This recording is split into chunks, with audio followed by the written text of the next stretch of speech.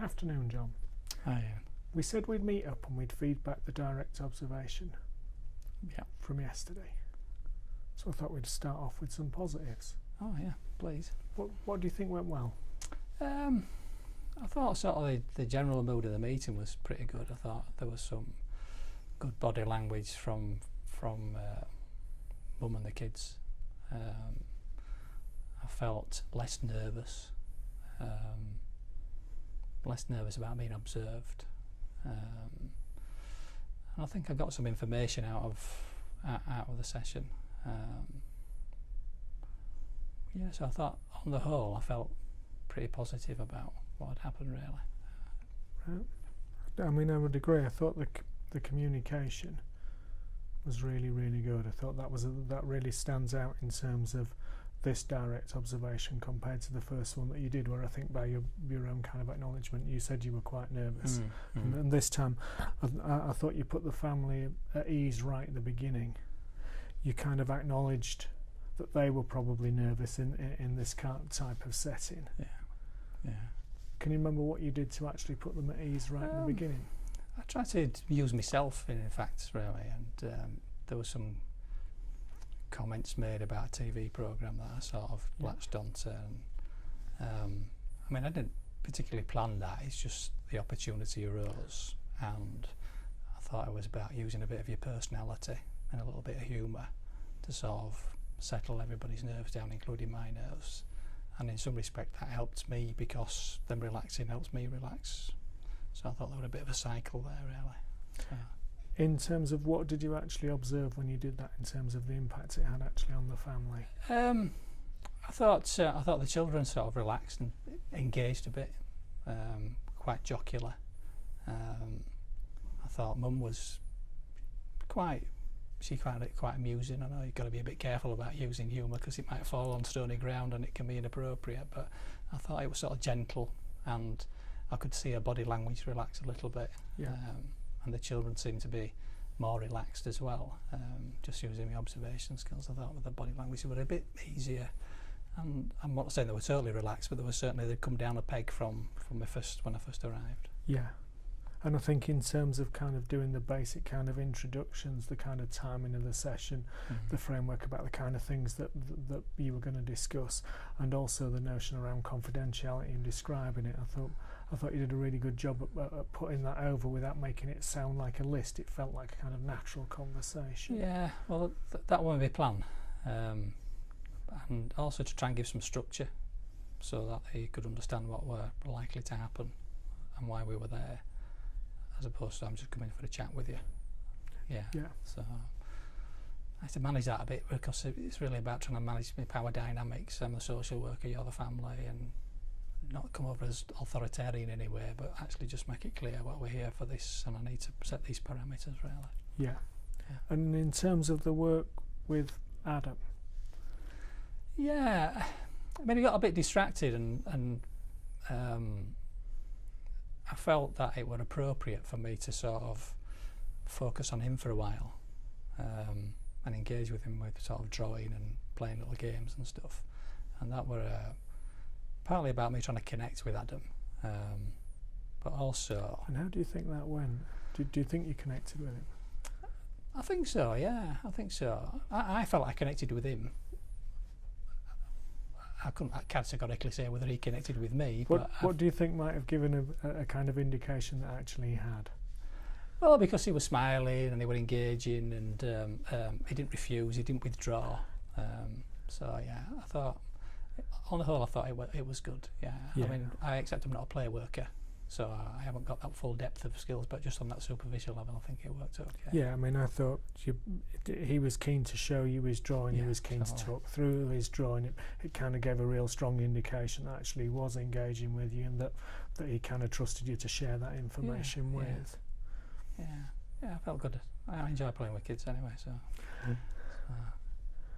In terms of things that didn't go quite so well, when you kind of picked up this at the end of the session, but if you were to redo this thing, what would you do differently?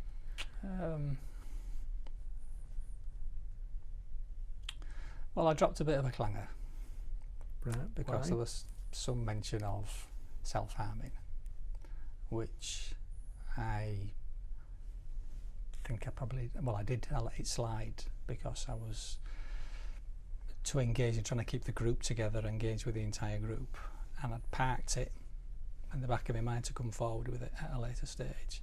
But to be honest, I think even though I thought I was sort of relaxed, there were a lot going on. Mum was telling me a lot of stuff, and I thought I allowed that. I mean, that had value in itself, but I allowed that to get in the way of the serious issue of the self-harming. And afterwards, I kicked myself because I felt, well, really, John, you should have sort of, rather than just tick that in the box in your mind, you should have sort of written it on your hand almost as needing to be brought up and discussed, which I didn't do.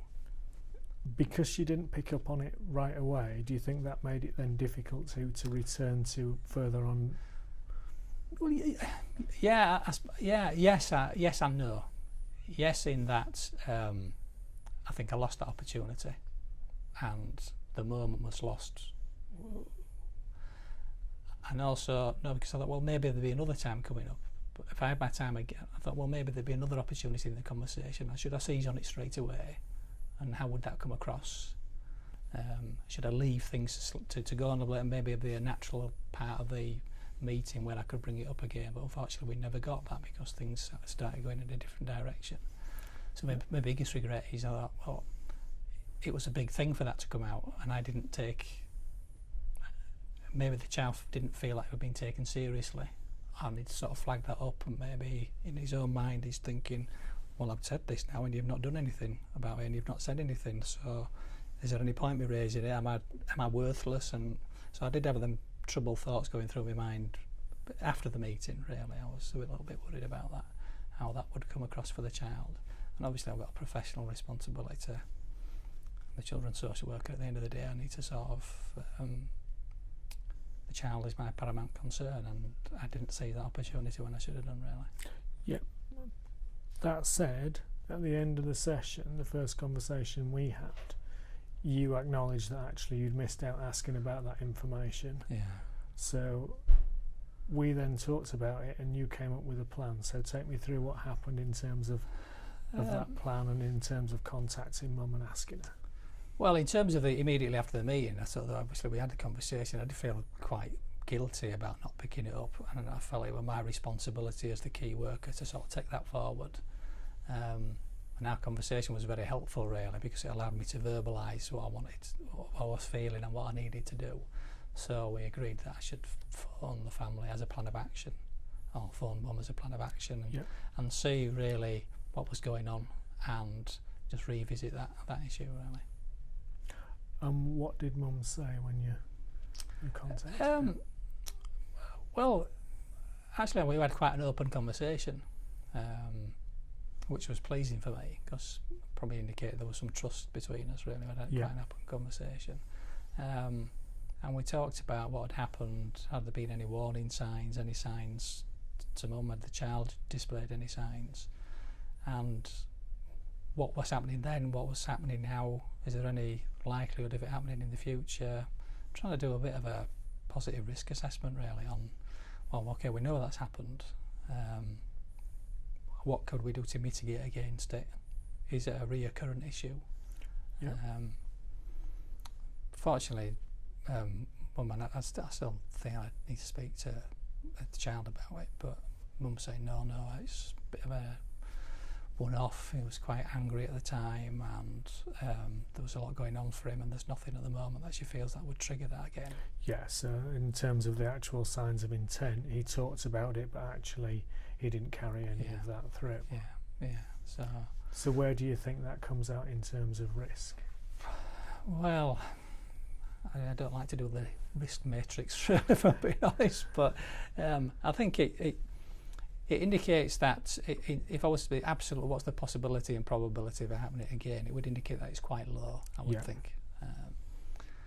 I wouldn't like to put a number on it, but I think it's quite low. My judgment is at the moment it's quite low, but it can't be ruled out as something that may happen in the future. It's something that needs to be monitored, really. Yeah, I think you're absolutely right. Yeah. In terms of yourself as a worker and your professionalism, Where do you think it left you? I felt afterwards, I felt that I'd done what I should have done in the first place. So I felt quite self-fulfilled, really. I'd actually fulfilled what I should have done and felt good about that. I felt good that I'd been able to be open about how I was feeling after the meeting. I also felt quite good that I'd been able to highlight what had gone array myself without it having to be pointed out to me.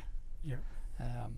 And I felt quite good that I'd planned the next intervention and carried it through, and at the end of that got some feedback that I thought was useful.